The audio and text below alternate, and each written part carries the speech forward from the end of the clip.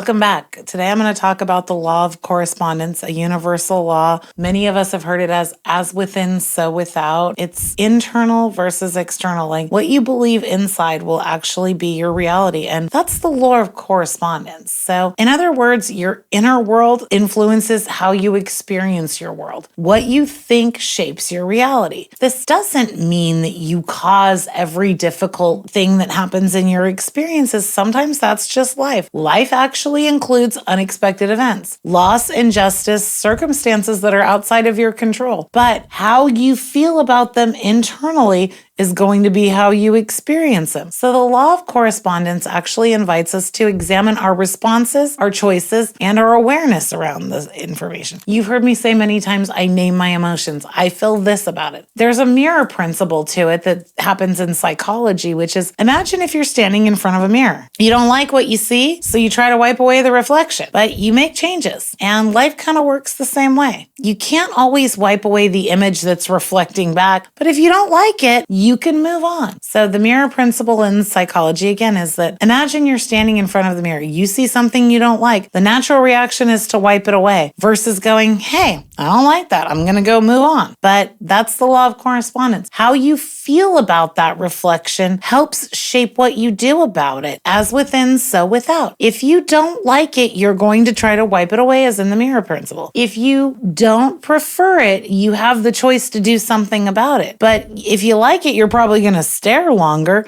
This is the mirror principle in psychology. So I think about that a lot, that like how I feel about it is how I reflect it as a mirror. What I feel is what I reflect. And what I reflect, the mirror is going to show back to me. This is kind of how the law of correspondence works. We spend years trying to change a boss, a partner, a friend, a family member, our finances, our circumstances. But the greatest transformations actually happen when we examine what we need to change within ourselves. You have to take a little personal accountability with the law of correspondence. You do. You have to change how you feel. And the gap might be huge. You might think, I want to know what it feels like to be a happy, confident person. But right now in life, you're experiencing the worst heavy things, like the mirror principle. I don't like the reflection. I want to wipe it away. Maybe try to think about a time when you felt better. What was going on in your life? How did you feel? What were the emotions? When you change your thinking, your decisions change. When your decisions change, your habits change, and your life begins to change. That's the law of correspondence in real time. If nothing changes, nothing changes. So if you don't like the reflection, you can change it. As within, so without. Think about a time when you were happy. Now, if you're experiencing joy and all that, please don't try to think about a time that was negative. I don't suggest you drag yourself backwards. But if you want to be somewhere that you're not, think about a time that might have felt like that, or what that person might feel like. For me, when I was trying to become this peaceful person, I was thinking every day, what does future Jenna think? What does she act like? What does she do? What are her activities? And yes, I had to use my brain to think about times when I was happy, peaceful, joyful, and what kind of life did I want to live? What did that person feel like, think like, act like? What was the identity around that? I changed my thinking, and so the habits I were doing daily naturally changed, and life begins to change. So before the stroke, I was not somebody who read. You've heard me say this before. I read every morning for 30 minutes to an hour, and that changed because I became the kind of person who read. I thought about what does future Jenna want to be, and what do those brain things do? I do a ton of puzzles every year. I like doing puzzles, but I was forced to train that hand-eye coordination that I needed for my brain. So when they were giving me tools that I could do with that, they gave me some choices, and puzzles was the one I chose.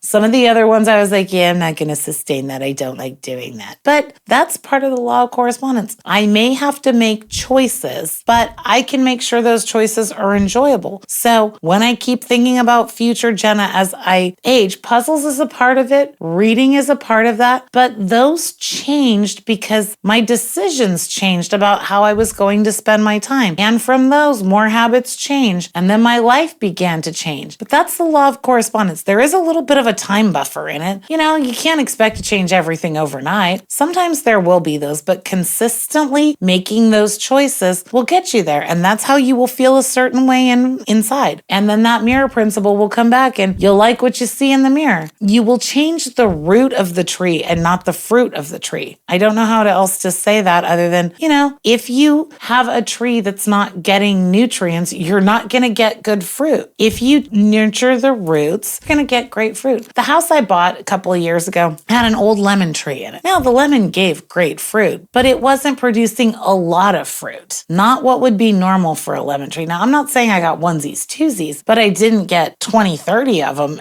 And lemons are kind of year-round, so I found some fertilizer for the tree. Now, every time it blooms, at any given time, I've probably got 50 to 75 lemons on my tree. I have enough that I can share with all my friends. People come over and I'm like, here, you want some lemons? But I think that that's a good example of you take care of the roots and the fruits will take care of themselves. That's another way of thinking of the law of correspondence in real time. You have to do that within yourself. So you're nurturing your roots and not necessarily focused on the fruit. I think our society, our culture, or what we're awarded for is the fruit. Is the fruit you produce good enough? Is it good enough? And we all beat ourselves up for that's not a good fruit. But if you take the time to nurture the roots and take care of what's on the inside, next season, the fruit that comes out is going to be better and it's going to keep getting better because you're taking care of the roots. You're taking care of the base, right? So like you imagine an apple tree that's producing sour apples. You can paint the apples, you can polish them, but until you change the health of that tree, your apples are going to continue to be sour. The fruit won't change until you change the roots. You can change the appearance, you can make it look pretty, but it's not going to taste any different until you actually nurture the roots. Our lives really work the same way. The results are our fruits, and our beliefs are actually the roots. So if you want different results, start with the roots. If you want different fruits, nurture the roots. If you want your fruit to be sweet and plentiful like the good stuff you get at the farmer's market, take care of the roots. The law of correspondence is not about blaming yourself. It's about recognizing your ability to shape your mindset and the next step. So I love the change the root and not the fruit. I use those examples because you have to treat the problem and not the symptom, right? So you have to change how you feel inside if you want your outsides and your external world to change. I think that that's really important that you think about the law of correspondence, as within, so without. So when I talk about changing the roots, I think you have to understand that your brain is always looking for evidence. It's a prediction machine. Your brain has a built-in filtering system, the RAS. I've talked about this a lot. But every second, the brain can't possibly process all of them. So it filters based on what it believes is important. And it will believe things are important by predicting them. So those habit loops, right? Repeat,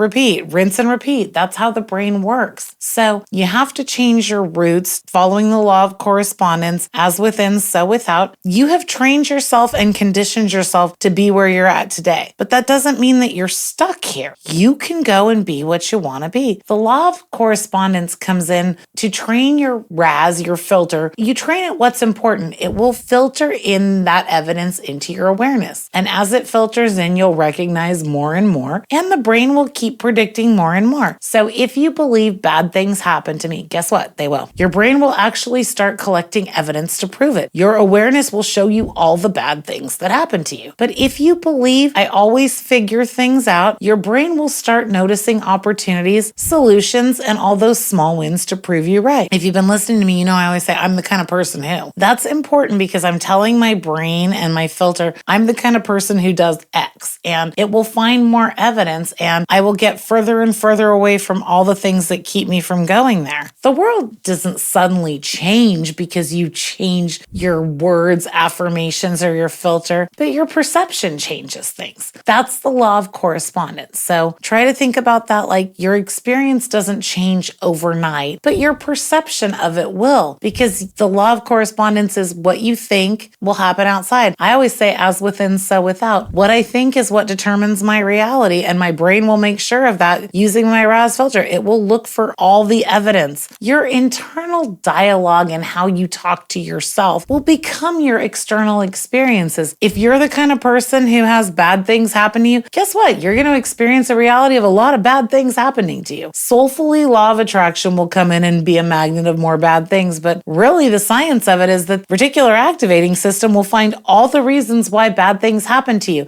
It will go, hey, this is important. You want to see bad things happen to you? Here you go. Here's all the evidence. If you're the kind of person who always figures things out, your RAS filter will give you all the reasons why things always work out. It will find more evidence of things working out. And I think it becomes easier to just, I'm the kind of person who, my internal dialogue shifts and I become the kind of person who, I'm the kind of person who protects my peace. When I started saying it, I was new. It was like a baby taking a first step. I just had to take those little baby steps. But the voice you hear more often is your own. Every experience you've ever had in your life, there is one common factor in every experience of your life, you. So your voice is the one you hear most often. If you constantly bully yourself, your nervous system will begin treating yourself like those are the facts. It will go, oh, okay, you want to be treated badly? I'm going to go find all the evidence to get you treated badly. Oh, you think you're stupid? I'm going to go find all the reasons you can be stupid. Oh, you think you're smart? I'm going to go find all the reasons you can be smart. It's just literally not good or bad. It just says, hey, you want to see this? I'm going to show you this. That is the experience of you. So the voice you hear most often is your own. Talk to yourself with some kindness and compassion. Don't bully yourself. Your nervous system will learn to look for treating that as evidence. Oh, I think I'm bad. Here's all the reasons you're bad. But here's the beautiful thing about all of that. The brain is adaptable and it can change. The brain is not stuck. Neuroplasticity comes in and it can be rewired. If I can rewire my brain to work after a stroke, if I can figure out how to walk and talk again, you can figure out how to be nice to yourself again. Just start saying what you want. The voice you hear most often is your own. Talk to yourself with a kindness. Every time you interrupt your old thought patterns and you replace it with a new one, you're creating your future. So it's not about how good or bad something is. Don't beat yourself up because you've been unkind to yourself. You've been doing that for a long time. Just start being the kind of person who. Think about that mirror principle. You're going to like the image. If you say bad things about the image, your brain is literally going to go find all the reasons bad things exist about that image. If you like the image, your brain is going to go find more evidence to like it. It's very simple. I know it's complex and we have all these overthinking and reasons, but it's actually very simple. I can rewire my brain to think good thoughts. I can rewire myself. I can treat the roots of me so that the fruits of me come out the way I want them to be. Now, sure, it takes a little work. I wish it was an easy button and you could do it overnight, but you just start talking to yourself different. Again, remember the one constant you have in your life is that it's you. You have experienced everything in your life from this time you were little till now. You are the common factor. You are the one who has control of talking to yourself and treating yourself the way you want to be treated. Nobody's going to do it for you. In fact, if you expect externally everybody to give you what you want, but you're saying internally, I'm bad, I'm this, I'm that, no matter how much joy and good people give you, you won't be able to receive it. Being able to receive it is about accepting. It is the correspondence, right? The law of correspondence is as within, so without. The world doesn't suddenly change because you start talking to yourself, right? Think about a tree. It doesn't just suddenly you plant a seed, a tree's there, and all of a sudden you got all this fruit. No, there's a cycle to it. But by nurturing the roots, the next cycle of fruit, whatever that is, that time buffer, that fruit will come out sweeter and better than last season's. And that's your goal, is just make the next season of you more the direction you want it to go. More of this, less of this. But that voice you hear is you. You are responsible to yourself. Be responsible to yourself before you're responsible to anybody else, because how you feel inside is how you're going to experience life outside. This is the law of correspondence at work. How I feel inside is how I'm going to experience life. And why would you want to experience bad stuff that hurts? Why not make your time here the best it can be? Just being kind to yourself, giving yourself everything you need to feel the life you want to feel.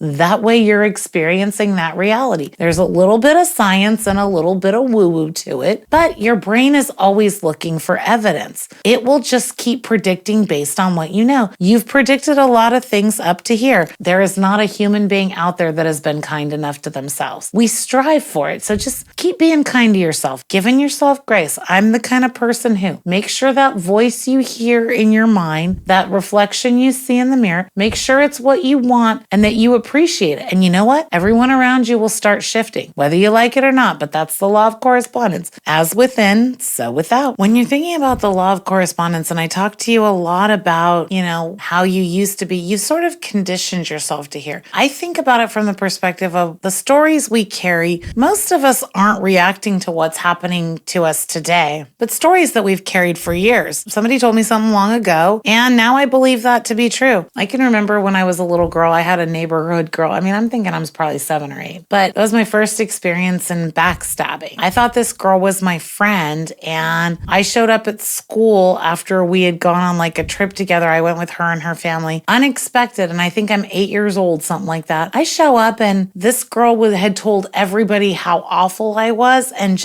I had no idea. It didn't dawn on me that people could be so cruel. Like the mean girl symptom, but I was 8. And so I had this story that was in my head all the time that friends couldn't be trusted. So that was a story I had told myself without even realizing it. And it had kept me from keeping people at bay for a very long time. Very few people could get into my squishy, marshmallowy center. Now, I'm more willing to let that vulnerable side of me out now that I've healed, but that's an example of we carry these stories with us, and sometimes we're not even aware of how those stories we carry affect us. Maybe someone told you weren't smart enough, or that you grew up believing you had to earn love by overworking or overachieving, or you've convinced yourself that asking for help is a weakness. Oh yeah, I'm guilty of that one too. I think that you grow up telling yourself these stories, and you have to understand the way the brain works is this was a story you experienced, and that RAS filter just kept looking for evidence. So your whole life you kept looking for evidence. If you're the kind of person that's fearful of getting comfortable and the other shoe is going to drop, guess what? Your brain is going to keep looking for evidence that the other shoe is going to drop. If you determine I have great people around me and I'm comfortable and I enjoy my life, guess what? That's going to happen. I didn't realize until I had healed from all of this that the law of correspondence internally, I was believing that people couldn't be trusted. I couldn't let them into my inner circle. I have a lot of great relationships, but I kept a lot of people on the acquaintance thing. There were a lot of people I think that would have called me their friend, but I would not have referred to as a friend. That is not the case anymore. So I use that example so you understand you can change what you feed the roots of your life so you get different fruits. I now have many great relationships. I feel a great community. I don't feel lonely even when I'm alone. I am happy with my life and have great relationships. So these stories I was telling myself came from things that happened to the little child inside of me. And yes, y'all have to heal those things. We are responsible to heal those things. They become the lenses of how we view the world. And over time, we just kind of have stopped questioning what we think or feel about them. We just accept them to be truths because we've had enough evidence in the brain to do so. It's going to be very uncomfortable to put on another lens. I'm not saying just pop on the rose-colored glasses and fake it till you make it, but talk to yourself with kindness. The law of correspondence invites us to ask, is this thing still true or is it familiar? Be curious. Is it true that people are going to backstab me, or is it just familiar? Is it true that I can't ask for help, or is it just familiar to do everything on my own? I'm still to this day uncomfortable asking people to help me. Got a little piece of humble pie when I needed help with after the stroke, but I think I have to realize I'm not afraid to ask for help in the ways that I used to be. People like to help. And I think there's a difference between seeing asking help as I'm a burden, right? Those are two different things, but asking yourself with curiosity, is this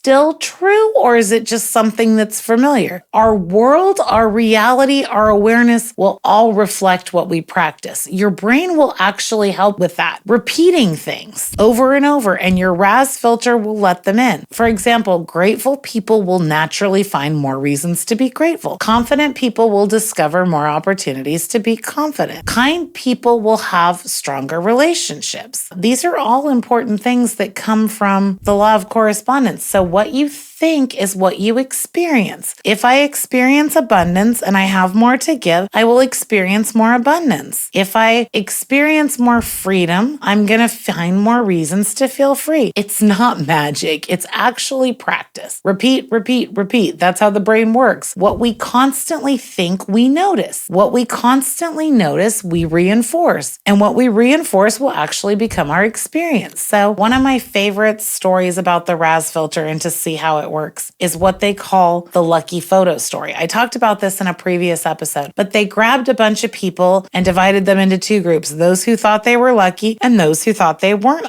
they were lucky. And the test was take the newspaper, count each photo, and go give your answer to the guy over there. When your answer is right, you will win a $250 gift card. So what was fascinating about this is that the group that experienced themselves as lucky, they were done in half the time. They were 100% accurate. And the people that were unlucky got to the end with maybe an 80% accuracy. Here's the fascinating part. On the third page of the thing was a big ad that said, stop counting. There are 41 photos. Every lucky person saw it and was done faster. Now, the people who saw themselves as unlucky just flipped through it. Most of them still got the right answers. It took them longer, but they just missed the stop. This is how many photos there are. So when you see yourself as lucky, you just notice more opportunities. The unlucky people believed they were unlucky, so their brain showed them evidence that they were unlucky. The lucky people believed themselves to be lucky, and they noticed the opportunity to be lucky. So that's kind of how the law of correspondence works in real time. It's not magic, but it's practice. What you practice is how you will see the world and how you will experience it. We constantly think about things. What we think, we notice. And what we notice, we reinforce, we repeat. And what we reinforce becomes an experience. You can't heal what you don't acknowledge. You can't fix what you're unaware of. But healing doesn't happen through avoidance. It actually happens through awareness. And awareness is the beginning of freedom. So if you want to change how you're experiencing life, just start changing how you talk to yourself. It's that simple. As within, so without. And this is the law of correspondence. If you want to change your life, start changing how you think about it. If nothing changes, nothing's going to change. What you're getting is what you're going to keep getting unless you do something different. Thanks for joining me today. Remember, karma's real, energy is contagious. Check your vibes.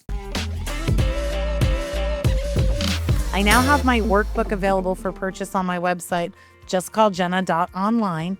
There's a shop button. You can purchase the workbook that shows you 7 days of how to start resetting your stress level. It's downloadable.